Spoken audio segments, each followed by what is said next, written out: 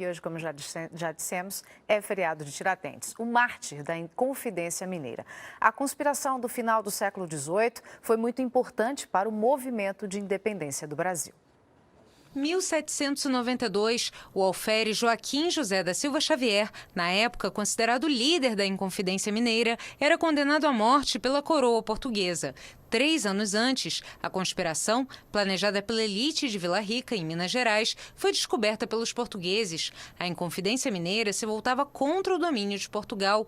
Entre os motivos de insatisfação estava a derrama, a cobrança de impostos atrasados, que permitia à coroa o confisco de bens e propriedades. Foi um movimento que ficou restrito à capitania das Minas Gerais e, na verdade, não se pode nem dizer que foi um movimento, foi uma tentativa, tentativa de movimento, uma conspiração que foi descoberta depois de 5 reuniões, houve uma delação, várias delações e foram presos e reprimidos. Os conspiradores, um grupo formado por fazendeiros, intelectuais, religiosos e militares, buscaram apoio popular com um discurso anticolonial. O objetivo era proclamar a independência de Minas Gerais.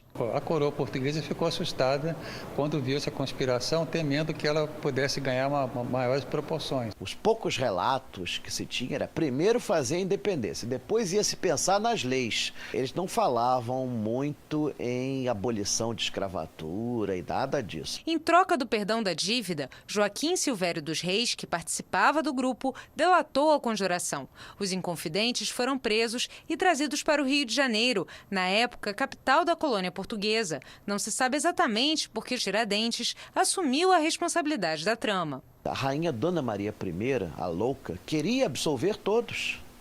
Ela queria absolver todos. Não, absolve, não vai matar ninguém, não. Isso é Brasil, tal, não sei o quê. Mas aí o primeiro-ministro português, Martinho de Melo e Castro, exigiu que houvesse um exemplo.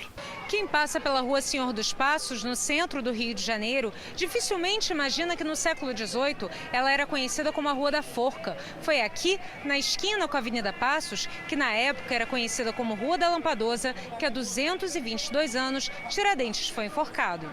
Na antiga Casa do Trem, onde era guardado o armamento das tropas portuguesas, o corpo de Tiradentes foi esquartejado. Hoje o espaço, sede do Museu Histórico Nacional, abriga várias peças do período da Inconfidência.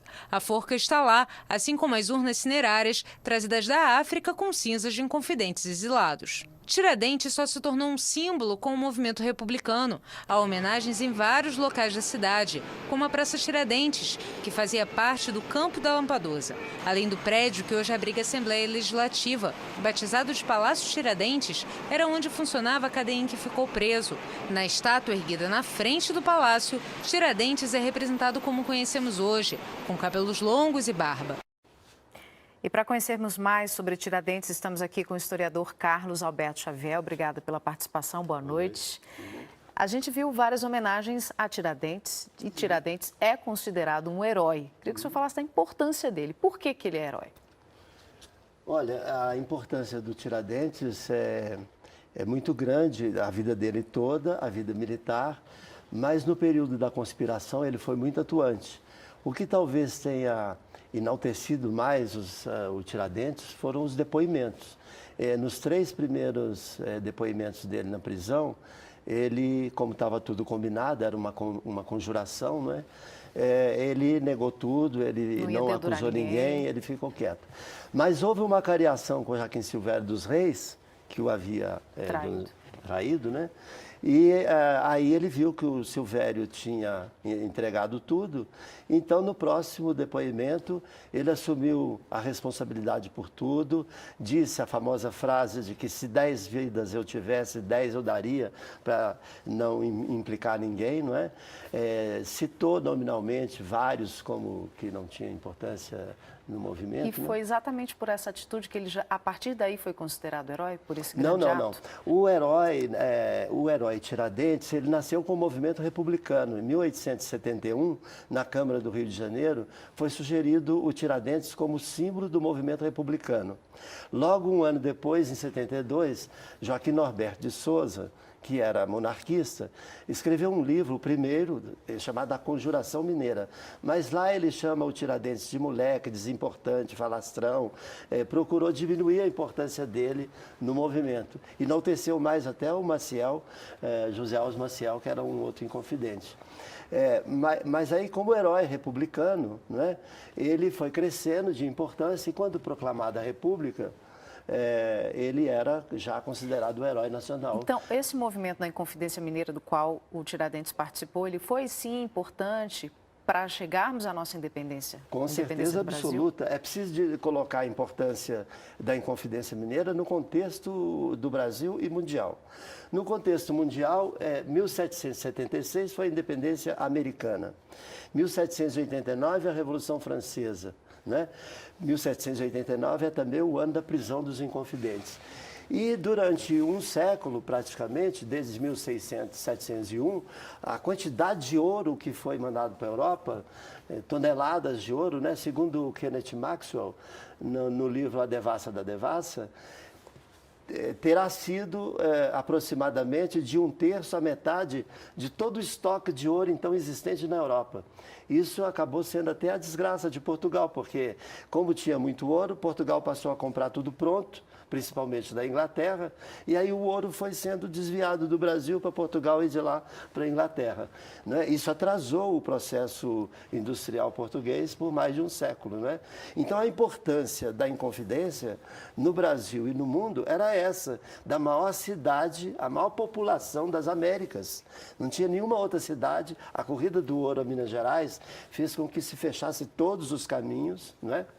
E Tiradentes participava desse movimento. O Tiradentes participou desde o primeiro momento. E a gente lembrou hoje o nome de Tiradentes, viu que algumas cidades fizeram homenagens, mas de pouco, fato, muito os pouco. heróis Olha, brasileiros hoje os são jornais lembrados. todos do Brasil não tem nada sobre o Tiradentes, né? Então tem a tradicional solenidade de Ouro Preto, mas eu acho que é uma situação que o Brasil vive com todos os seus heróis, né?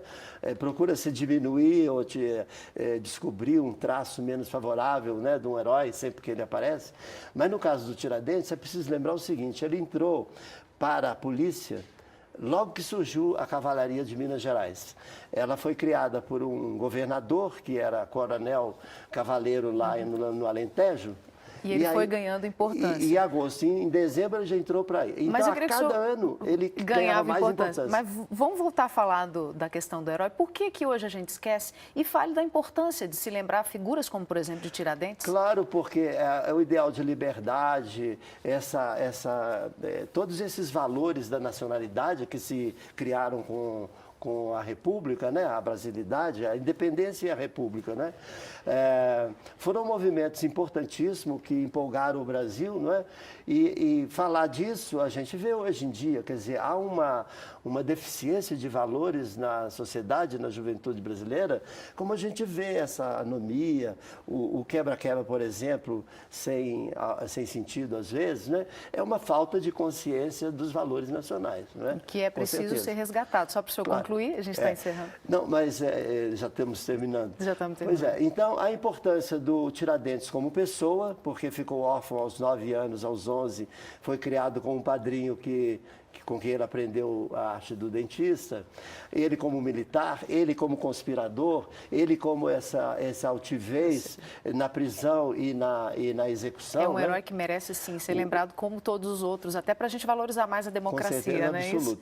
Bom, a gente vai ter que encerrar. Eu conversei aqui com Carlos Alberto Xavier, historiador. Muito obrigada por sua participação. Até a próxima. Noite.